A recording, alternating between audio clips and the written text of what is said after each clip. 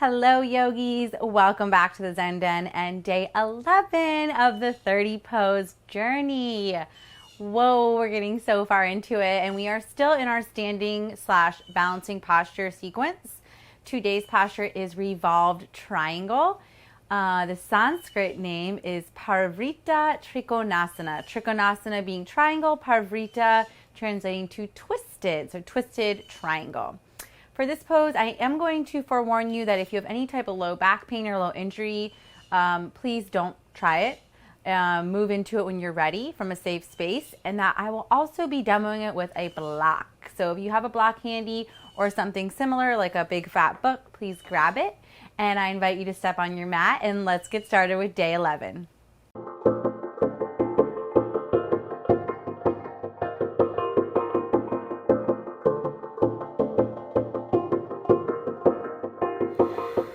All right, you're up, you're standing, you're ready to revolve your triangle. And as I said in the email series today, revolve your life.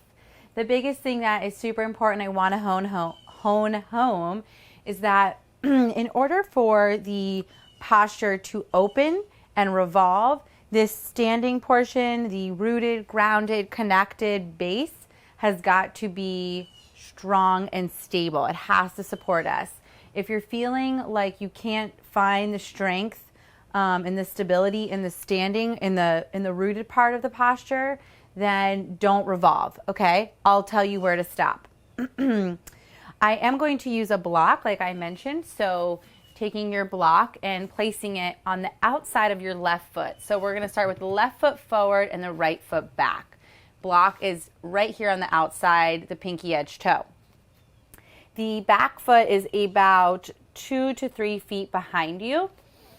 And you want those back toes facing at about 2 o'clock, 45-degree angle. Front toes facing directly forward. Hips are squared.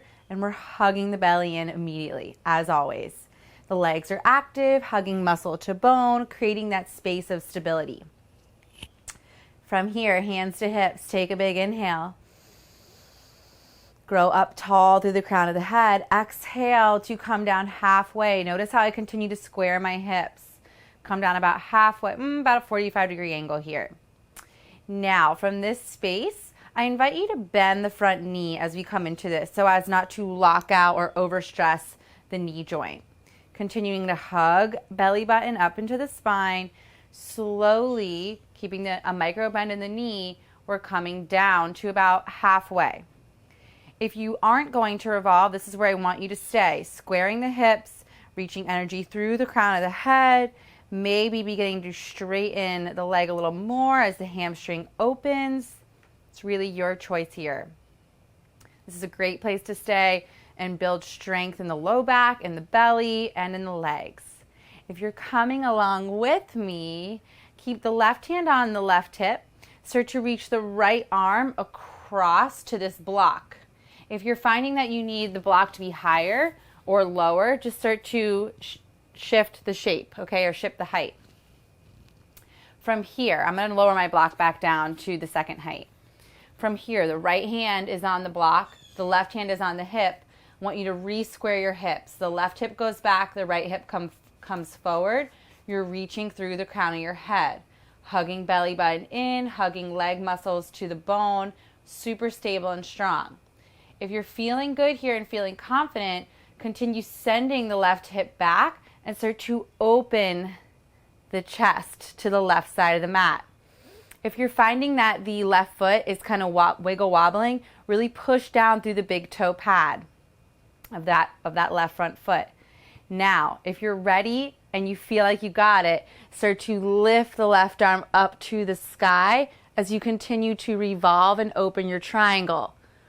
Not sinking into this right hand, but lifting up out of it. Maybe the gaze shifts up, whoop. And then let's take 3 deep breaths.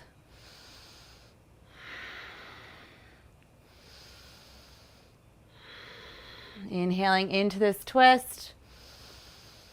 And exhaling to make space, welcoming new opportunities. Go ahead and inhale, shift the gaze back down to the earth. Bend the front leg. And then stand all the way back up. Whew. and come to the top of the mat. Super big stretch for the legs, okay? I highly suggest you really warm up before trying this posture. I'm going to go through it one more time with the right foot forward, a little bit quicker, just to walk through the mechanics. And then you can go ahead and practice this more at home in your own comfort, really pausing and finding those micro movements of where you can adjust. So this time the right block would come to the outside of the right foot. The left foot steps back about 2 to 3 feet, and it's at a 45-degree angle at about 10 or 11 o'clock. Okay, we start to hug muscle to bone immediately and square off the hips. Hug the hip points up, melt the sacrum down, lift through the crown of the head. Inhale, breath. Exhale to send the hips back, keeping them squared as you start to drop the chest down. If you're noticing that your legs are just screaming at you, which mine kind of are, hop the back foot in a little bit more. Make that distance a lot less. Okay, here we go. So dropping our chest down, down, down, continuing to square the hips, zip up through the midline, energy through the crown of the head. You can stay right here. Work on this. If you're coming along, right hand stays rooted at the hip, left hand comes diagonally across and reaches for the block. Notice how I tent up onto my fingertips on the block. I'm not sinking down into it, but tenting up and just using it as a small connection, okay?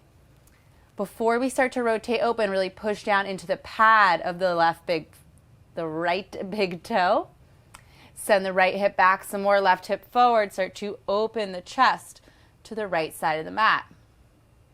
Staying here or possibly inhaling that right arm straight up to the sky, opening through the heart, making a lot of space, taking 2 deep breaths.